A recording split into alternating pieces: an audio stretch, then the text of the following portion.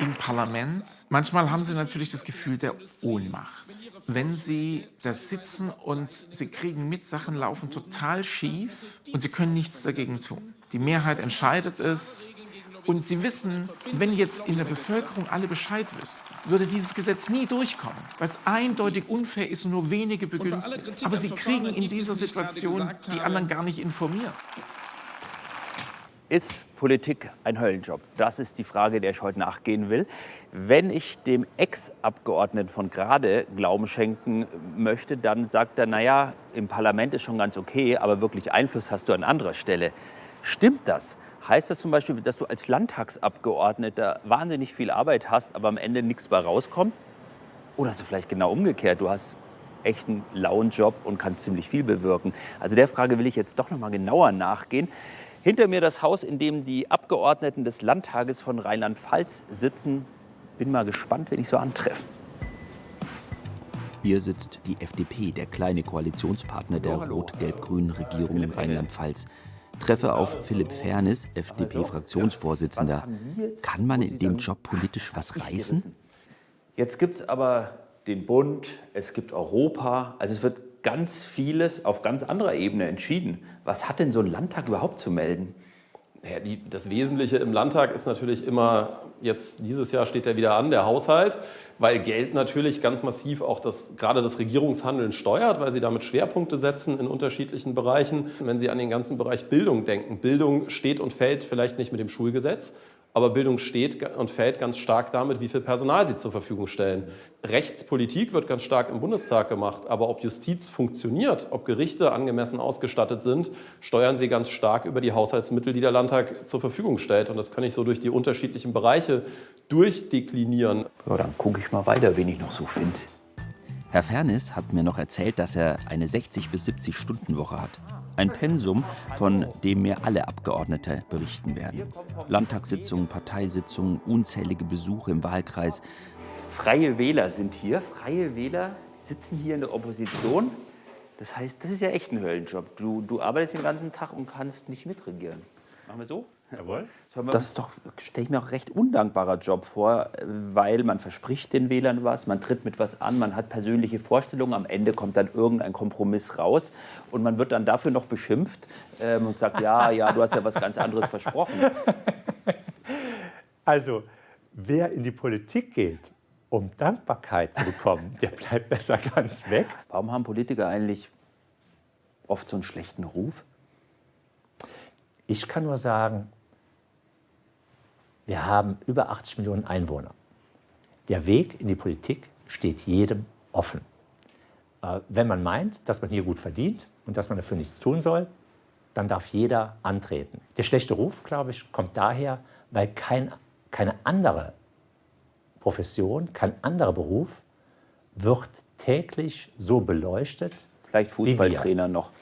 Genau. Und Fußballspieler und ihre Frauen.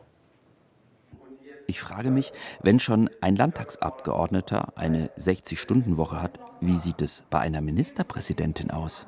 Der ist sehr lange. Das hat allerdings auch etwas mit der Lage zu tun. Also wir haben jetzt so lange die Pandemie und jetzt die schreckliche Katastrophe bei uns im Land. Dann ist der Tag einfach sehr, sehr, sehr, sehr lange.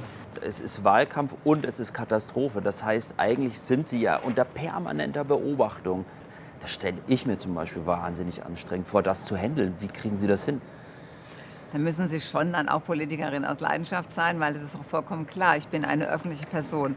Und eigentlich kennt mich auch jeder und jede. Und deshalb ist es vollkommen klar, dass die Menschen gucken, was die gerade macht und wo sie sich einsetzt und wie sie sich verhält. Und das ist einfach in mein Bewusstsein einfach übergegangen, dass ich eine öffentliche Person bin. Und egal, wo ich bin, auch wenn ich privat unterwegs bin, ich bin auch immer die Ministerpräsidentin. Und das muss einem einfach klar sein, wenn man ein solches Amt hat. Ist Politik ein Höllenjob? Klar ist mir bis hierhin geworden, du musst extrem viel arbeiten und gehst beruflich ein Risiko ein. Was, wenn du nicht wiedergewählt wirst? Was mich zu der Frage bringt, wer kann sich so ein politisches Amt eigentlich leisten? Ich werfe einen Blick auf den Deutschen Bundestag. Der setzt sich anders zusammen als der Querschnitt der Bevölkerung. Auffallend viele Abgeordnete kommen aus der Wirtschaft oder aus dem öffentlichen Dienst. darunter viele Beamte, vermutlich weil letztere gut abgesichert sind, wenn es mit der politischen Karriere irgendwann nicht weitergehen sollte. Also offensichtlich sind bestimmte Bevölkerungsgruppen in den Parlamenten unterrepräsentiert. Was kann man da machen? Max Oehl hatte eine Idee und hat die Initiative Brand New Bundestag gegründet und mit dem bin ich jetzt verabredet. Das Vorbild für die Initiative kommt aus den USA. Auch Oehls Organisation möchte erreichen, dass der Bundestag jünger und bunter wird. Warum sind bestimmte Bevölkerungsgruppen kaum vertreten im Bundestag? Liegt es daran, dass das so ein Höllenjob ist, dass man da nicht wirklich reinkommt, wenn man einer bestimmten Gruppe angehört? Natürlich ist jedem klar, dass nicht jeder Mensch sich erlauben kann, wahnsinnig viel Freizeit für politisches Engagement aufzuwenden, wenn man hauptsächlich damit befasst ist, zum Beispiel die eigene Familie zu ernähren. Und deswegen sehen wir zum Beispiel generell im politischen Betrieb viel zu wenig Menschen auch ohne höhere Bildungsabschlüsse. Das ist zum Beispiel schon mal eine Gruppe, die stark unterrepräsentiert ist. Bei Menschen mit Migrationsbezug zum Beispiel ist es häufig so, dass selbst wenn sie sich in Parteien bewegen, muss man sich auch vor Augen halten, dass in den Parteien sehr stark immer noch dieses Lokalprinzip gilt. Und man muss eigentlich in derselben Kommune über Jahrzehnte hinweg aktiv sein, um sich da sein Netzwerk und seinen Rückhalt aufgebaut zu haben. Und Menschen, die nach Deutschland eingewandert sind oder in Deutschland noch nicht so lange leben, die haben natürlich noch nicht dieses Netzwerk um sich herum.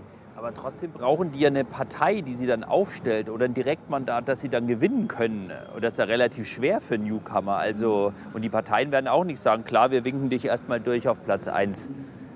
Unbedingt. Und deswegen liegt unsere Arbeit vor allem darin, auch die Parteien darauf aufmerksam zu machen, was für tolle Leute sie in ihren Reihen haben.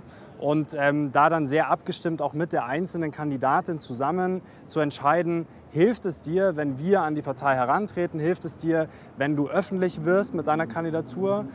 Aber natürlich ist es so, dass im deutschen politischen System, und das ist der Unterschied auch zum Beispiel zu unseren Vorbildorganisationen in den USA, Brand New Congress und Justice Democrats, die dort ja in einem anderen Umfeld agieren, wo Parteien nicht so ein festes Gebilde sind mit festen Mitgliedsstrukturen.